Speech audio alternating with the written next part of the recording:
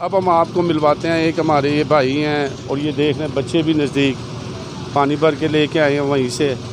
और एक भाई हमारे नज़दीक गांव है डेरा मल्ला सिंह, तो इनसे पूछते हैं कि ये इतनी गर्मी में इतनी दूर से इतना तेल खर्च कर कर स्पेशल पानी लेने आए हैं तो उसकी क्या वजूहत है। अस्सलाम वालेकुम जी। वालेकुम सलाम जी आप कहाँ से आए हैं पानी लेने? जी सर, डेरा मल्ला सिंह।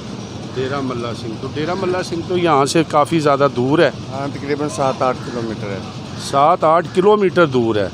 इतनी दूर से तेल खर्च करके आज के इतने महंगे दौर में आप यहाँ नहरों से पानी भरने आए हैं, इसकी कोई ख़ास वजह? सर ये जो पानी है ना, ये कूलर में जब भर लें ना तो शाम तक ये वैसा ही पानी रहता है जैसा अभी पानी ठंडा है ना। शाम को भी पिएंगे वो ठंडा ही पानी होगा, ठीक है ना। तो जो हमारे डेरा मल्ला सिंह में पानी है वो पेट ख़राब करता है, ज़मीनी वो पानी ठीक नहीं है, ठीक है।